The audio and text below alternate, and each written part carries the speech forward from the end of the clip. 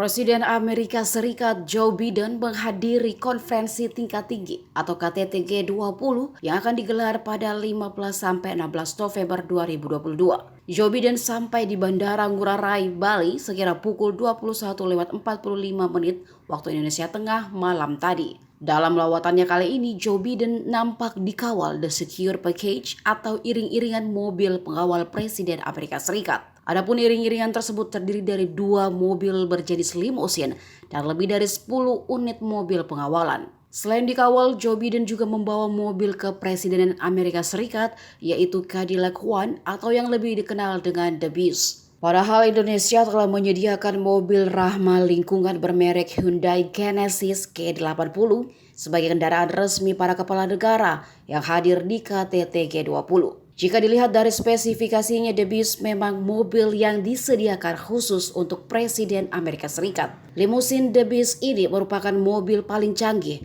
untuk mengangkut seorang kepala negara. Cadillac One yang digunakan ini menggantikan The Beast sebelumnya yang dipakai sejak 2009 oleh Barack Obama dan Donald Trump. Dilansir dari spycap.com, The Beast dilengkapi dengan perangkat bermodel seperti di film James Bond, termasuk layar asap dan pegangan pintu yang akan mengalirkan listrik berdaya 120 volt kepada penyerang. Selain itu, The Beast juga dapat memuntahkan cairan agar kendaraan musuh tidak terkendali. Senjata seperti shotgun, pelontar granat, night vision, dan gas air mata juga tersedia dalam mobil ini.